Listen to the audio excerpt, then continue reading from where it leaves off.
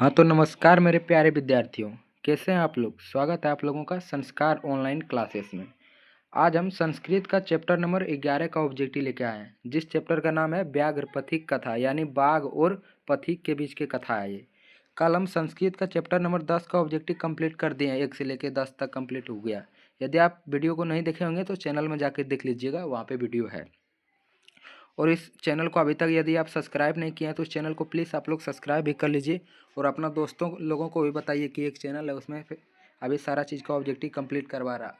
Video को अपना दोस्त के साथ शेयर भी कीजिए। तो चलिए बिना लेट किए इस क्लास को स्टार्ट करते हैं। सभी सवालों को आप लोगों को ध्यानपूर्वक पढ़ना है। देखिए पहला सवाल क्या करा है, दुराचारी कौन था। तो इसका राइट आंसर क्या हो जाएगा, व्याघ्र। ऑप्शन ए व्याघ्र। व्याघ्र बोले यानी बाघ। बाघ का ही दूसरा नाम व्याघ्र है। बाघ और व्याघ्र एक ही होता है। तो ऑप्शन ए जो हो जाएगा बिल्कुल ही राइट आंसर हो जाएगा। व्याघ्र जो है संस्कृत शब्द है, समझे। चलिए आगे बढ़ते हैं। देखिए दूसरा नंबर सवाल क्या करा, पथिक कहाँ फंस गया। तो पथिक कहाँ फंस गया था। तो इसका राइट आंसर हो जाएगा तालाब। तालाब में पथिक फंस गया था। ऑप्शन बी जो है बिल्कुल ही राइट आंसर हो जाएगा। चलिए नेक्स्ट सवाल की ओर चलते हैं। देखिए सवाल नंबर तीसरा क्या करा, पथिक किसके द्वारा मारा और खाया गया। पथिक जो है किसके द्वारा मारा और खाया गया। तो इसका राइट आंसर हो जाएगा ऑप्शन सी, बूढ़े बाघ के द्वारा। ऑप्शन सी बिल्कुल ही करेक्ट आंसर हो जाएगा। चलिए आगे बढ़ते हैं। देखिए सवाल नंबर 4 क्या कह रहा है, वृद्ध बाघ क्या देना चाहता था, यानी बूढ़ा बाघ क्या देना चाहता था। तो इसका राइट आंसर क्या हो जाएगा, ऑप्शन ए, सोने का कंगन देना चाहता था। ऑप्शन ए जो है बिल्कुल ही करेक्ट आंसर हो जाएगा। चलिए नेक्स्ट सवाल की ओर चलते हैं। देखिए सवाल नंबर 5 क्या कह रहा है, हित उपदेश का अर्थ होता है। तो हित उपदेश का अर्थ क्या होता है। तो इसका राइट आंसर हो जाएगा ऑप्शन सी, हित का उपदेश। ऑप्शन सी बिल्कुल ही करेक्ट आंसर हो जाएगा। चलिए आगे बढ़ते हैं। देखिए सवाल नंबर 6 क्या कह रहा है, किस जीव पर विश्वास नहीं करना चाहिए। कौन सा जीव है जिस पर विश्वास नहीं करना चाहिए। तो इसका राइट आंसर क्या हो जाएगा, हिंसक। ऑप्शन ए, हिंसक जीव पर कभी भी विश्वास नहीं करना चाहिए। ऑप्शन ए बिल्कुल एक करेक्ट आंसर हो जाएगा। चलिए नेक्स्ट सवाल की ओर चलते हैं। देखिए सवाल नंबर 7 क्या कह रहा है, व्याघ्र के हाथ में क्या था, यानी बाघ के हाथ में क्या था। तो इसका राइट आंसर क्या हो जाएगा, सोने का कंगन। ऑप्शन ए जो है, बी जो है बिल्कुल एक करेक्ट हो जाएगा इसका आंसर। चलिए नेक्स्ट सवाल की ओर चलते हैं। देखिए सवाल नंबर 8 क्या कह रहा है, कौन लोभ से प्रभावित हुआ, यानी कौन लोभ के चक्कर में पड़ गया। तो इसका राइट आंसर जो होगा, पथिक जो है लोभ के फेरा में फंस गया और बाघ के द्वारा खाया गया, उसका फेरा में फंस के। चलिए आगे बढ़ते हैं। देखिए सवाल नंबर 9 क्या कह रहा है, दानवीर कौन था, यानी दान करने में वीर कौन था। तो इसका राइट आंसर हो जाएगा ऑप्शन ए, व्याघ्र। बाघ जो था दान करने में वीर था। ऑप्शन ए बिल्कुल करेक्ट आंसर हो जाएगा। चलिए नेक्स्ट सवाल की ओर चलते हैं। देखिए सवाल नंबर 10 क्या कह रहा है, सवाल नंबर 10 क्या कह रहा है, देखिए व्याघ्र पथिक कथा हित उपदेश के किस भाषा से संकलित है। तो इसका राइट आंसर क्या आ जाएगा, ऑप्शन बी, मित्र लाभ। ऑप्शन बी जो है बिल्कुल एक करेक्ट आंसर हो जाएगा इसका। चलिए नेक्स्ट सवाल की ओर चलते हैं। देखिए सवाल नंबर 11 क्या करा है, दान किसको देना चाहिए। तो सभी लोगों को पता है, दरिद्र लोगों को दान देना चाहिए, जिसके पास धन नहीं होता।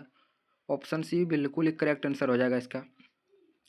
और हाँ, यदि आप लोग अभी संस्कृत का 6 चैप्टर ऑब्जेक्टिव कंप्लीट कर दें, यदि आप नहीं देखे होंगे तो चैनल में जाके देख लीजिए, वहाँ पे सारा ऑब्जेक्टिव है 1 चैप्टर से लेकर 6 चैप्टर तक। और आज हम संस्कृत का 11 चैप्टर कंप्लीट कर दे रहे हैं, बाकी बस 3 चैप्टर बचेगा, समझे। उसको भी कल परसों तक खत्म कर दिया जाएगा। उसके बाद हिंदी को समाप्त किया जाएगा, उसके बाद साइंस स्टार्ट किया जाएगा। साइंस को स्टार्ट किया जाएगा।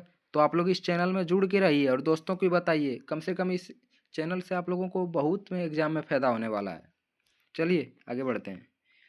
देखिए सवाल नंबर 12 क्या कर रहा है, पथिक स्नान करने कहाँ गया था, यानी पथिक जो है स्नान करने कहाँ गया था। तो तालाब में गया था। ऑप्शन ए जो है बिल्कुल एक करेक्ट आंसर हो जाएगा इसका।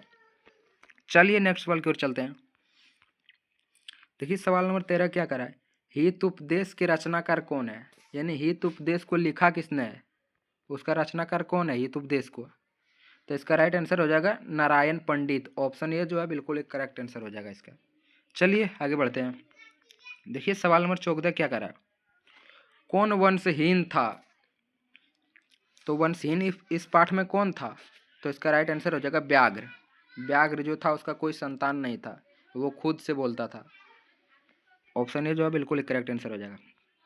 देखिए सवाल नंबर 15 क्या करा, व्याघ्र पथिक कथा पाठ में किसके दुष्परिणाम का वर्णन किया गया है।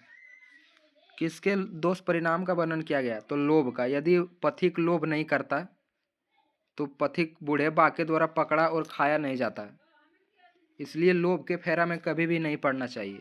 चलिए आगे बढ़ते हैं। देखिए सवाल नंबर 16 क्या करा, व्याघ्र पथिक पाठ में किसके लिए कौनते शब्द का प्रयोग हुआ है।